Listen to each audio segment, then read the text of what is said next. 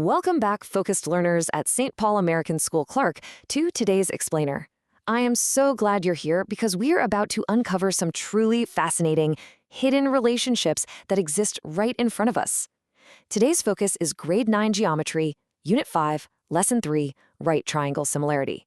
We're going to put on our analytical hats and really explore what happens when we look at the internal structure of right triangles. There is a lot of hidden architecture in these shapes, you know? And by the end of this session, you'll have the exact tools you need to decode the whole shebang. Real quick, here's our cognitive roadmap for this session. Objective, right triangle similarity, altitudes and similar triangles, understanding geometric mean, analyzing a proof model, common similarity misconceptions, and finally, a formative check and recap. Let's dive in. Section 1. Objective, right triangle similarity. So our main goal today is to uncover the special similarity relationships within right triangles when one specific intentional line is drawn inside of them. To get started, I just want you to imagine a standard right triangle. Simple enough, right? But what if I told you that by adding just one single line segment, you could act almost like a geometric magician? Seriously, this one line has the power to reveal hidden, perfectly proportional triangles nested right inside the original shape. It's kind of like a mathematical Russian nesting doll. Our goal is to understand exactly how this works and the rules that govern these hidden shapes. Which brings us to Section 2, Altitudes and Similar Triangles. Okay, let's transition to the geometric mechanics and see how these hidden triangles are actually formed. But before we look at any equations, we really need to make sure our foundational vocabulary is securely locked in. The magic line we were just talking about, it's called an altitude. Simply put, an altitude is a line segment drawn perpendicularly from a vertex of the triangle straight to the opposite side. You might actually know this as the height of the triangle. That perpendicular aspect, meaning it strikes the opposite side at exactly 90 degrees, is absolutely crucial to everything that follows. And this brilliantly illustrates our core concept today, the altitude theorem. When you're looking at a right triangle and you draw an altitude starting from the right angle and drop it straight down to the hypotenuse, something amazing happens. It actually forms two completely new right triangles inside the original one. And the theorem states that these two new triangles are similar to the original large right triangle, and they are similar to each other.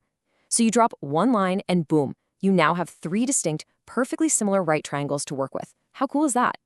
Now, I'll be honest, because all three of these triangles are sharing sides and overlapping, it can get really confusing to look at. It's like a giant puzzle.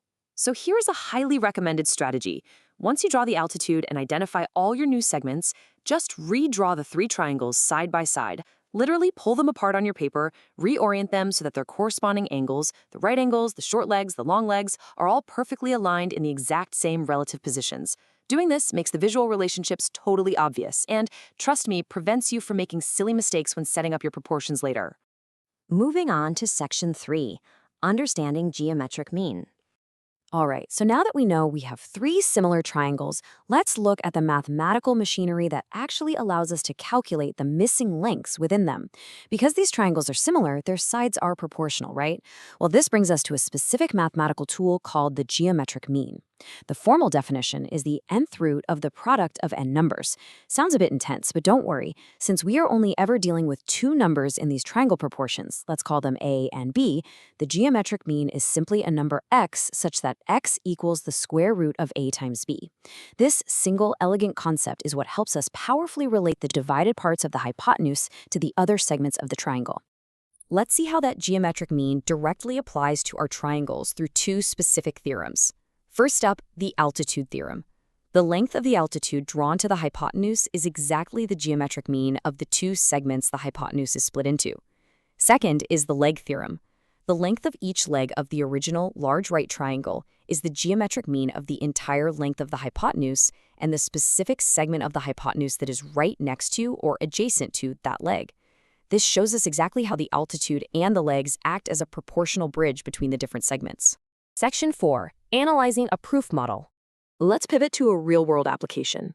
Take a close look at this actual proof written by a grade 9 student who is attempting to show that two triangles formed by an altitude are similar. Now, what's really interesting here is the mix of correct observation and, well, flawed reasoning. The student correctly deduces from the given information that they are dealing with right angles. That is a fantastic start. But then, as they try to justify their steps, they stumble, and they actually start inventing geometric rules that simply do not exist. Let's put on our detective hats and unpack these errors together. First, the student assumes irrelevant angles in their proof, like referencing an angle 2 that isn't actually helpful at all in arriving at the desired conclusion.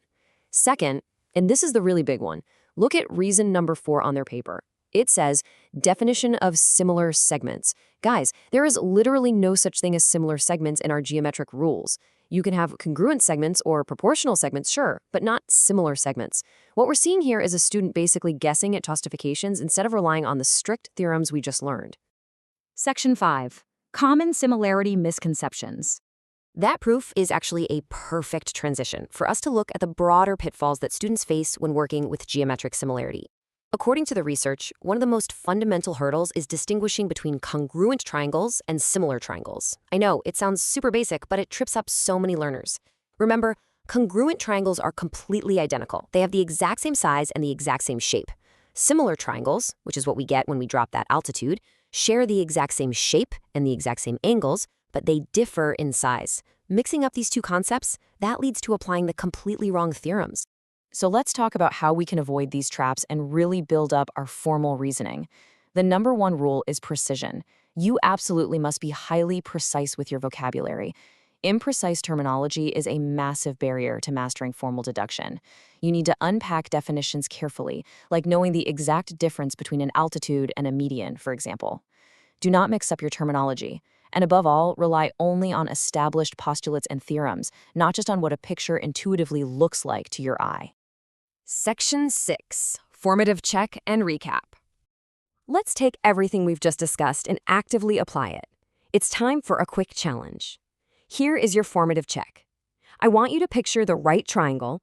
You drop the altitude straight down to the hypotenuse.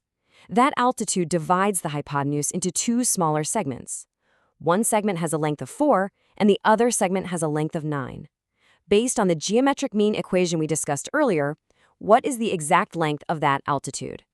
I'll give you a second to visualize the setup and apply the formula. Got it? The answer is 6. Let's walk through the logic real quick. Remember our theorem. The length of the altitude is the geometric mean of the two hypotenuse segments. So we take our two segments, 4 and 9, we multiply them together to get 36. Then, to find the geometric mean, we just take the square root of that product. The square root of 36 is 6. Beautiful, clean, and perfectly proportional. Okay, let's do a quick recap to solidify everything. The core concept of right triangle similarity revolves around the altitude drawn to the hypotenuse. When you draw that single line, it works like magic, creating 3 similar right triangles, the 2 new small ones and the original large one. Because they are similar, their sides are perfectly proportional. This unlocks our ability to find missing side lengths by using the geometric mean, linking the altitude and the legs directly to the segments of the hypotenuse. Which brings us to our final thought for today. Armed with the altitude theorem, the geometric mean, and a strict adherence to proper geometric vocabulary, you are now equipped to see way beyond the surface. So the next time you encounter a geometry problem, how will you look at a right triangle differently? Will you immediately start hunting for those hidden proportional triangles waiting to be unlocked? I hope so. Thank you for joining me for this Explainer Focused Learners. Keep your terminology precise, always check your reasoning, and I will see you next time.